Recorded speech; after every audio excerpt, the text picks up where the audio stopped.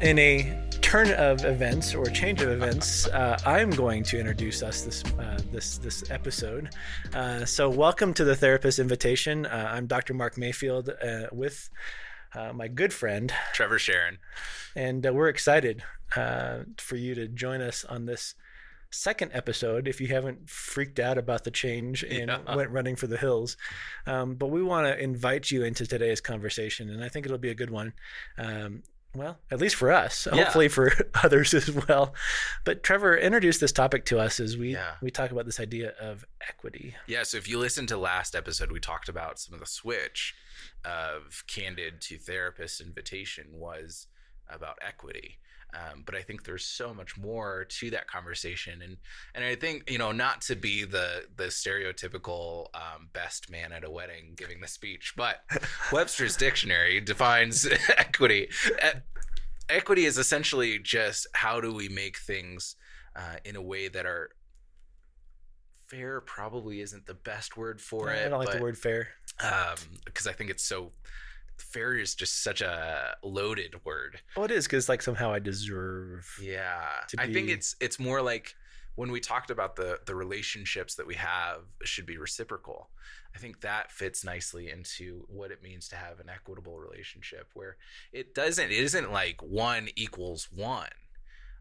Because I think that there are things that Mark has given to me in our relationship that I could never return to him. And vice versa. Mm-hmm. But there's a sense that in our relationship there is equity. We see each other as the having the same value is one starting point. Yep. And another one would be that we both have something to offer in the relationship that is of value. Mm-hmm. And I think that this goes beyond, and we'll probably touch on this later on the episode as well. This touches not just on interpersonal relationships between two people, but in families and in businesses and in governments and worldwide. I think that equity is something that is being challenged right now because there's a lot of note on what's not equitable. Well, let me ask you this question. You're not talking about socialism. No. You're not talking about the idea that, because I have it, you deserve it. No. I think that would be the 1-to-1. Right. But I think sometimes we think that for things to be equal, it has to be. Yeah. At least that's kind of where our minds go to. Yeah. So it's not that. Well, and I think for me, as I'm kind of exploring it, I would think that maybe equity is a personal perception of others. I've talked earlier in Candid Conversations about how hard it was for me to learn the lesson my mom taught me of the preciousness of others, seeing other people as precious and having value. Because you're a human being, you have preciousness. Exactly. You're special. Yeah. And so I think the equity maybe just starts as a personal perception of others that they are valuable and they have something to offer. Yes, I think very much so because, you think about our relationship as it's evolved over the last 4.5 years, 5 years, whatever it's been. 6 maybe? I don't know. Whatever. I lost track of time. It started out by you picking up the phone and because somebody said, hey, you should talk to Mark before I was Dr. Mark. Right. And a distinct honor. Distinct, yes. But somebody said, hey, you should go talk to him, pick his brain. Yeah. Well, you took it one step further. Like I remember very vividly you asking, "Hey, you're going to mentor me." Mm-hmm. I don't think you gave me a choice. Like it was like, okay. Yep. And I remember hanging up the phone, going, "I like this guy." And I told Sarah about that too. Like, okay, this guy knows what he wants, And so it wasn't like you felt like you deserved it, but you knew what you wanted. Yeah. And you were going after it. Yeah. Right. And so it was my opportunity or my choice to reciprocate that with a yes or a no. Mm-hmm. And I wonder and the what ifs, but if I would have said no, not yet, how would you have responded? And I think that's the what we're seeing now in some of these things is but the equity piece is no, I responded because I saw the passion, I saw the desire. I'm like, this guy's gonna do something. Well, and I think that there's a way that both responses of the yes and the no could have been equitable. Sure. Because I think as I'm talking about it, I think the point that I want to get to in fully understanding the word equity is that it's not a 1-to-1 ratio. because I think it's so easy for us in English language to hear equity and think equals and go back to elementary math of, 1/5 in a fraction equals 0.5. Right. And all that. And I don't think that's the way it is. I think that, maybe if you had said like, hey, Trevor, I really respect your pursuit and the motivation that you have for growing and learning. And also, I don't believe that I have the margin to do you justice as a mentor. Mm-hmm. I don't think that I have the space in my life right now where I could give you what I would want to give you. Here's a few people that might be able to, and I'll give them a good word on your behalf. That would have been equitable. It would have been very respectful, very caring, you've put an effort into this relationship and I'm going to honor that effort. Yeah, that makes sense. Yeah, but it didn't just you didn't just make that phone call and then we grabbed coffee that one time and then it was like feed me. Right. Like from the start it was reciprocal. Yeah. Because I think, you were invested in not only your growth and outcome, but like, how do I make this beneficial for both? And then, when you did it again and asked for a job and all that, but it was never like Technically, it was my wife who asked. That was true. It was your wife that asked you for a job. And asking might be a little bit too gracious. Told me. Yeah. Love you, Bree. Good job. But there wasn't an expectation for a handout. Right. There was the expectation of I'm got to bring something to the table, and it's absolutely probably got to be better in my mind than it is going to be, expected of me or whatever because of the offer or the yes. So, it's that, I think it all comes back to the heart of the ask, the heart of the individual and the heart behind the relationship. Like, there have been times in my life where I've pursued a relationship or a friendship or a mentorship relationship because I wanted something out of it. Yeah. Right. Definitely. And I think in some ways there's nothing wrong with that, but if that was the only reason, I don't think that would be equitable. Or the only relationship. Or the only relationship, right? That would be equitable. Yeah. Because people start calling into question, is he only asking me because he wants my expertise or he wants my connections or he wants my, and so that's where it doesn't become equitable or is not reciprocal. So maybe it's unfair to say that every relationship should be equitable. I don't know. What do you think? I'm trying to dissect that because I think there are some really I don't know. There's probably some situations that are not equitable that maybe they'd be better if they were. I know that, for me, I've had a lot of struggles with the church as a system. And I go to a big church, so that's kind of where the problem stems from, where it felt like my perception of what a pastor is supposed to be is somebody who is investing into the congregants and not just getting on stage and talking and have everybody watch them. Right. And for a long time, that hasn't been the experience. And so it hasn't felt equitable. Because there's not actually a connection between congregant and pastor. There's not a mutual pursuit of understanding each other or to getting to know each other past like a name basis. And as I'm exploring, I think part of that is normal and kind of just the way that it has to be because, one person cannot have a close relationship with 500 people. That's just not within our capacity as humans. Right. But another part of me thinks nor healthy. But another part of me thinks like if that was something that was more in the realm of possibility, maybe there's only 30 people that the person has to connect with, that equity of I care about you, you care about me, we're going to ask about each other and connect would be more meaningful than the system that's in place now. And also, I think I'm coming against that problem of it just doesn't seem realistic. Well, so what I'm hearing you say is for an equitable relationship to happen, there has to be realistic expectations.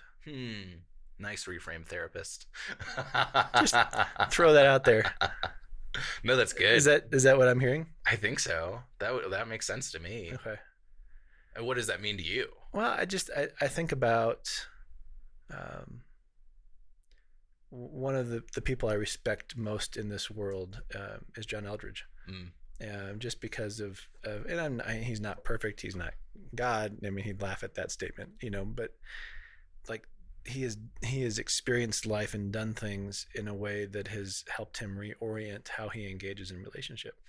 And, I've been privileged to spend 2 or 3 times of just one-on-one time with him. And then he did a training for our staff and that kind of stuff. So I wouldn't say that we're friends. But I would say that I've learned a lot from him in that, he's taught me that there needs to be mindfulness and intentionality and prayer into every relationship that we engage in. I think for this very conversation, and I'm not trying to put words in his mouth, but I'm wondering if it is for this very conversation that for relationships to be meaningful and to be impactful, they have to be an intentional equity about them. Or they could be damaging. Well, and I'm wondering, as you're talking, we've talked about intentionality before. I wonder if some of the equity that we might be talking about too is if I'm having a conversation with you, I'm in the conversation. Yeah. Like that, it's kind of that honor of the other person. I'm not going to be distracted as I'm talking to you. And there's so many times when people are. I know. And I mean, to call us out, you and I are pretty guilty of not doing that. Like in personal relationships, obviously therapy is different. Right. But like even with you and I know there's times that, I'll be on my phone scrolling Facebook. You'll be talking to me about something and I'll be like, oh, yeah. And vice versa. And that,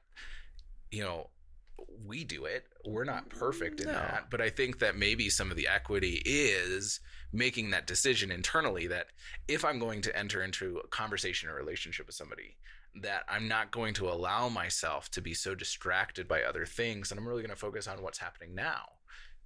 Well, and I think that goes back to what John has said is that you prayerfully consider the relationship before you say yes. Because if you don't have the margin to be intentional and engaging, then you probably should say no. Yeah.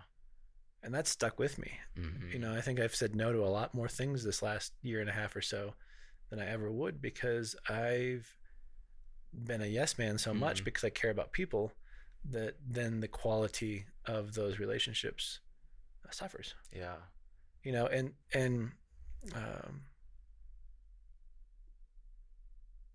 I have to be okay with the no, knowing that might actually hurt the expectations or the ego or whatever of somebody that's asking. Yeah. Does that make sense? It does. Yeah. Well, and I think that does make sense of if we want to pursue equity in our relationships, we have to have the margin for that. And we live in a society that believes that, the more Facebook friends you have, the more friends you have. That's and true. That having more friends. Trevor, that is true. Oh, sorry, my bad. I'm up to 777 Facebook friends. Like, I keep going down more. Watch and more. Out, people.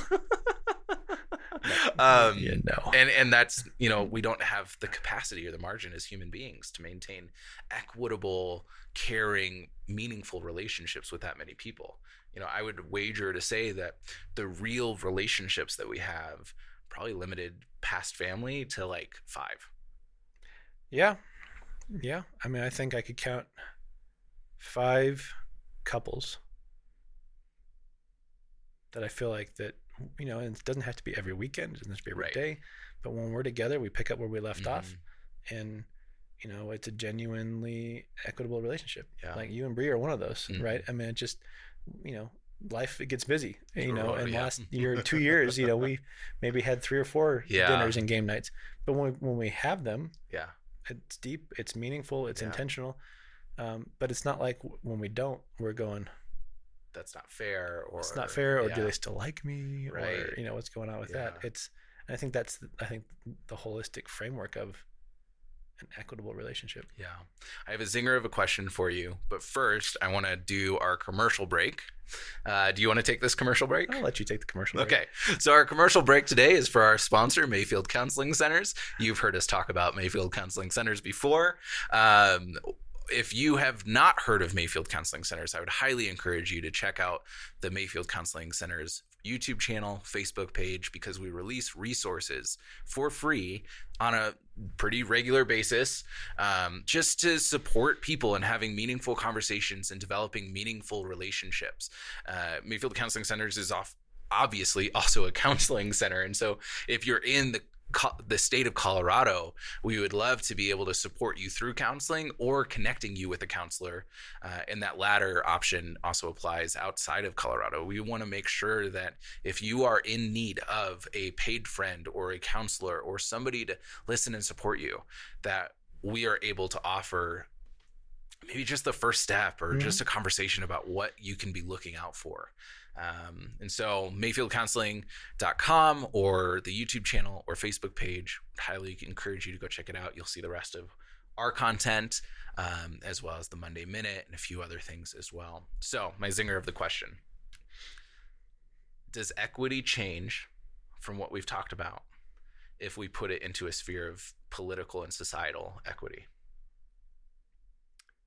That's I think a two-part answer. Okay. It does, but it shouldn't. Explain. Well, I think it does change, because as an individual within the collaborative society, we haven't or don't experience the way it should be. Elaborate some more for me. Okay, so let's think about it. So if we were to implement what we've talked about up to this point in our everyday life, how we do business, how we engage with our neighbor, how we engage in conflict, how we engage in conversation, and we apply that to our friends and our foes and our politics and our religion and all that kind of stuff, then it shouldn't change. Yeah. Because we have a healthy understanding. Which I think goes back to the first thing that I mentioned of it's a personal perception of others. Because we can't change, we may have some power to change the systems in place or the way that we can't really change the way another business does business, but we can change the way that we do business. Well, but think about from, we're coming up on an election year. I don't know. I have no idea what's going to happen. Right. But DC is in turmoil. The nation is in turmoil. And so I wonder what it would be like for somebody in the Senate that's a Republican to cross the aisle to a Democrat and go, I don't want to debate you on politics right now.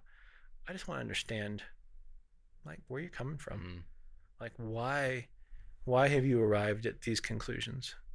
Why have you, what has influenced your decision-making process? What has influenced your passions? What has influenced you?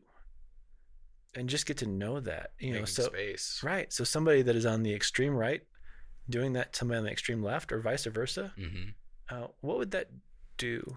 Well, so my wife and I watched Hamilton when it came out on Disney Plus, obviously, like everybody else. Except for me. Except for you. I haven't done that yet. Not everybody did that. I need to. But I liked it. Yeah. I had King George's song stuck in my head for weeks on end. It was awful. It never went away. But one of the things that I was reminded of from my civics class in middle school was that at the origination of our nation, the runner-up for president became the vice president. Still should be the same way. Which as I heard that, I was like, man, our world would be so different if that was still the case. And I think some of it too, if we designed for ourselves a process where in order for me to go forward on something, I'm going to hear the opinions and thoughts of a person who is opposed to me, I think that we would grow as individuals and as programs and as a society, because I talk about conflict and tension a lot with clients and talk about how if you go to the gym and your muscles experience no amount of tension, you're not doing anything. You're not doing anything. Not growing. Nothing's happening. Conflict is good. Tension is good. Hearing the opinions and thoughts of somebody who is opposed to you is really beneficial, because then we have to wrestle with it, and we have to be able to acknowledge in an equitable relationship and an equitable approach, being willing to hear from somebody else an opinion that we are opposed to that has some real strong validity. Well, so if you want to see this like train wreck, like watch a video of a judicial hearing, with the Senate Judicial Committee or, Intelligence Committee or whatever. Especially in Britain. Well, just do our own, and watch both sides. So I'm not picking on either side, but both sides have a witness, and they're asking the witness a question, and then the witness tries to answer, and they say, "Well, you're not answering the question. Answer the question." And the person's trying to answer the question, but they're not letting them answer the question, and they're making statements and accusations about this, that, and the other thing. Like, there's nothing equitable about that. Yeah. And so I think that's where the system is broken, and so if we are calling people to find out the facts and to get to know the heart behind it, ask the question, sit back and listen. Yeah. But I think that's one thing that I don't think we've talked about. We have to listen to hear instead of to respond. Yeah. Like, I want to get all the therapists in this country to go march up to the House of Representatives and the Congressional Senate, and like, let's have it out, people. Yeah. Let's teach you how to listen. We're group counsel the Senate. We're gonna group counsel the Senate. Like, but you wonder why our society is where it is right now, because we have not availed ourselves to that mindset. Yeah. Well, and I think that really, if we come to the table with every person that we encounter and recognize that they have value because they're a person, right, first and foremost, and that they also have something valuable to offer the world. Yep. No matter what, because I believe that that's true. And I want to emphasize, no matter what. Right. Whether you're of Muslim faith, of Christian faith, whether you're transgender, whether you're gay, whether you're straight, whether you're disabilities, white, whether you're black, whether you're athlete. whatever. Yeah. It doesn't matter. Does not matter. We all have innate value and something valuable to bring to the table of the world. Period, exclamation point. And if we settle in our hearts that that's true, then I think that really gives us a different approach when we come to somebody else, because then we aren't after, like, how can I leverage my power over this person to be right, or how is this person going to take power away from me? It's not a power struggle. Nope. I think that's where we, if we see equity as the one-to-one, it's a power struggle. Sure. Because a lot of, you may feel like you're starting off with 2 and the other person's starting off with 0, and you don't want to give away your 2. Right. And you get cornered, and it's like, you're a rabid raccoon in the corner trying to protect what you have. Yeah. Or even, the opposite side of coming to somebody else that you perceive as like a 10 and you have 0. I think that's not a right perception of self or the other person. And if we come and we recognize I have value and I have something of value to bring to the table, and I'm also seeing the value that this person brings to the table and would love to engage with it. So, do another reframe. What I'm hearing then is equity is basically loving people where they're at. Period. And then walking with them as they figure things out together. Yeah. Maybe we need to do another episode on the word fair, because it keeps coming up and it doesn't fit, but it kind of fits. Because it's playing fair.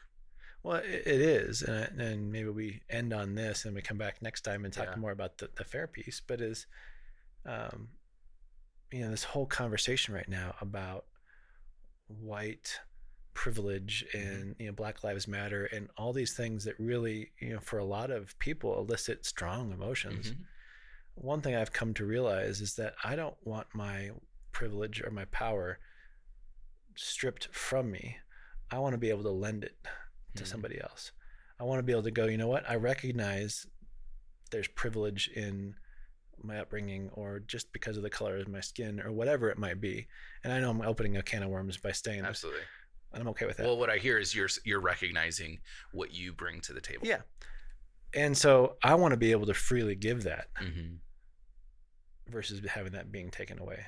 And I think that's where the word fair creeps in, of what needs to be fair. which means I'm going to take from you to make sure that my cup is equal to your cup. And it should be an act of selflessness of going, your cup isn't as full as mine. I want to give you something so that we can have some fairness around it. Right? Does that make sense? So your voice is valuable. Your voice should be heard. It's selfish. Here's the ways that what I'm bringing to the table can allow your voice to be heard more, not out of a request for a one-to-one. Like, I'm giving you something, so you need to give me something. No. But out of I have something to give to. And so I should. And I want to, and I have the margin to, and I see the value of you and what you have. So it's selflessness versus selfishness. Yeah. And I think, we dive into, we'll probably continue to dive into some things that are majorly uncomfortable for a lot of people, especially in a political sphere. And I think for me, what I've realized about the world, and, maybe, 27 years from now, I'll see things differently. Hopefully not. But I think it all starts internally. The way that we see the world is going to impact things more than what we demand of others. Yeah. And so my challenge to our listeners this week is to reflect internally about the equity in your relationships, about the way that you are perceiving others and their value and what they bring to the table. And just sit with it. Does it feel comfortable or uncomfortable? Are you noticing some relationships that you have not operated equitably with? Maybe you've tried to take advantage of them, or they've tried to take advantage of you. And not that you should do anything with that right now, but just sit with it and recognize it. Yeah, absolutely. Anything else to add? Well, I think to do that, because I don't want to overcomplicate the challenge. I think that's a really good challenge. And I think it's the paying attention to what's going on inside ourselves and making note of it. Yeah. I know you do, but I don't know about, our listeners, but go buy that 99-cent flip notepad. Oh yeah. And as you're noticing things, write it